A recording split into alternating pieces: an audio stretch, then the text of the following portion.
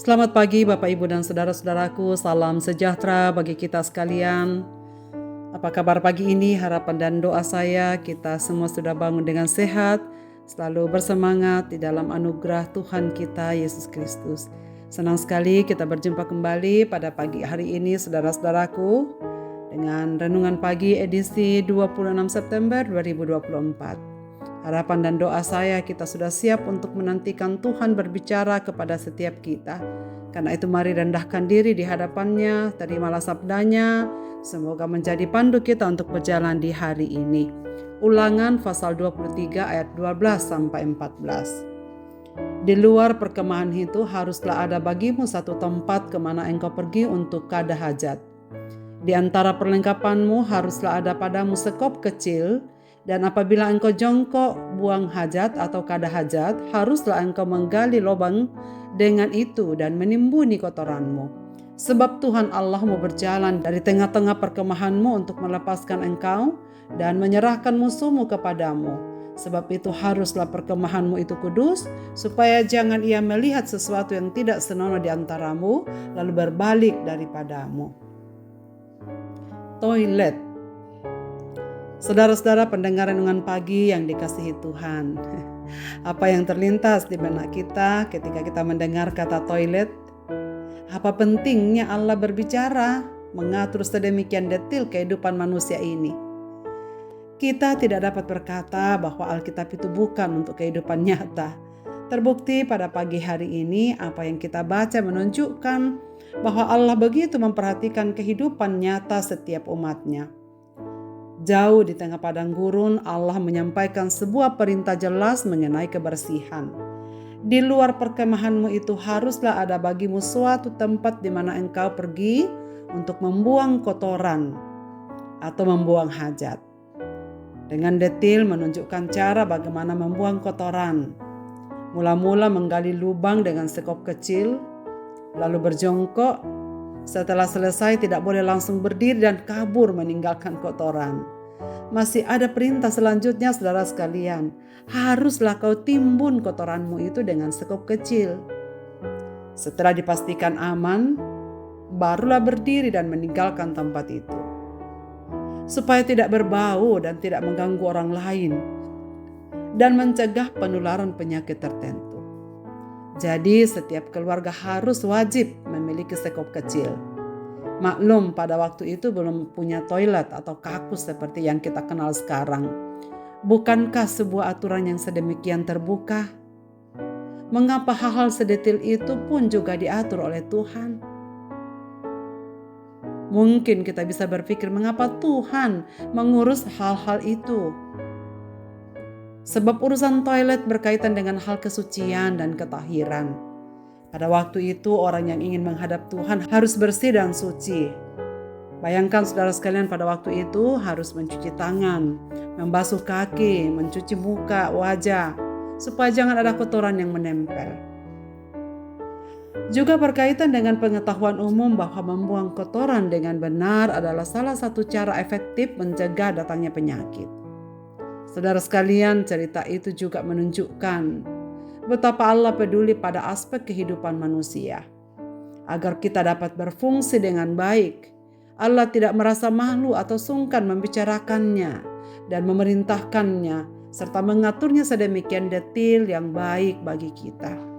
Sayangnya saudara sekalian, manusia modern sekarang ini banyak yang tidak dapat melakukan perintah sederhana ini. Memang kita tidak perlu lagi ke toilet dengan membawa sekop kecil. Tapi prinsipnya sama saudara sekalian. Ada gayung, ada air, dan ada sabun. Saya heran jika ada manusia modern yang tak bertanggung jawab menjaga kebersihan toilet. Seringkali saudara sekalian masuk toilet, seringkali bau menyengat, mengganggu sebelum kita akhirnya masuk ke toilet, apalagi toilet umum. Meninggalkan toilet dalam keadaan tidak bersih, tisu dibiarkan berserakan, dibuang sembarang tempat, tidak disiram dengan baik. Apalagi jika terjadi di toilet umum, akhirnya orang yang masuk menjadi terganggu atau akan menyusahkan orang banyak hanya karena kita yang tak bertanggung jawab. Masuk kamar kecil dengan tidak bertanggung jawab. Saya berpikir mengapa ayat 14 berkata, sebab Tuhan Allah mau berjalan dari tengah-tengah perkemahanmu untuk melepaskan engkau dan menyerahkan musuh kepadamu. Sebab itu haruslah perkemahanmu itu kudus, supaya jangan ia melihat sesuatu yang tidak senonoh di antaramu lalu berbalik daripadamu. Tuhan memerintahkan umat Israel untuk memperhatikan kebersihan diri dan lingkungannya secara teknis dan detail. Lingkungan jadi lebih bersih dan higienis. Jika soal jasmani saja kita harus cermat, apalagi soal batinia atau hati nurani. Saudara sekalian, mengapa urusan membuang kotoran akan membuat Tuhan berbalik dan meninggalkan umat? Karena Tuhan menghargai ketaatan. Tuhan sangat menghargai orang yang bertanggung jawab. Urusan masuk toilet memang sederhana, tapi ingat, toilet adalah kebutuhan orang lain juga. Selalu ingat, bukan hanya saya, tetapi kepentingan orang lain. Jika kita sadar setiap pemberian Tuhan harus dijaga, harus dirawat, termasuk toilet. Sebab kebersihan itu juga adalah ibadah. Lalu saudara sekalian, bagaimana keadaan toilet kita sekarang? Atau bagaimana perilaku kita menggunakan toilet? Biarlah Tuhan senang karena kita berperilaku dengan baik. Ketika kita di toilet, menyenangkan hati Tuhan. Marilah kita berdoa. Bapa di sorga, Bapa, di dalam nama Tuhan Yesus Kristus, kami mengucap syukur pada pagi hari ini. Tuhan memberikan kami firman-Mu yang begitu indah.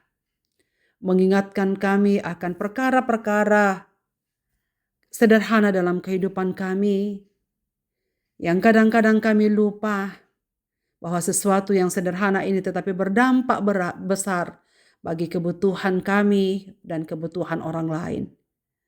Kiranya Tuhan menolong kami agar firman-Mu pada pagi ini menjadi pegangan dan pandu kami untuk semakin menyenangkan hati Tuhan dimanapun kami berada dan dalam segala hal yang kami perbuat di dalam hidup ini. Hamba-Mu berdoa untuk segenap pendengar pagi ini, di perenungan pagi ini dimanapun mereka berada. Biarlah kami diingatkan bersama-sama untuk selalu menjaga kebersihan diri, kebersihan bersama, agar kami dapat sehat bersama-sama selalu menyenangkan Tuhan di dalam segala perkara hidup ini. Terima kasih ya Tuhan, kami serahkan hidup kami dalam tangan pimpinan-Mu sepanjang hari ini dalam aktivitas kami masing-masing. Jika ada pendengar renungan pagi ini yang sedang bermasalah dengan persoalan kehidupan mereka, Tuhan tolonglah mereka. Yang sakit, sembuhkan. Yang berduka, Tuhan hiburkan. Yang sedang bergumul dengan berbagai-bagai persoalan hidup mereka, baik ekonomi, keluarga, komunikasi, atau apapun juga. Tuhan tolonglah mereka agar mereka dapat merasakan kehadiran-Mu di dalam kehidupan di hari ini. Bapak, terima kasih banyak, dengarlah doa kami. Kami serahkan hidup kami dalam tangan pimpinan-Mu sepanjang hari ini. Dalam Kristus Tuhan kami berdoa. Amin. Selamat beraktivitas Bapak, Ibu, dan saudara-saudaraku. Tuhan Yesus memberkati kita sekalian. Amin.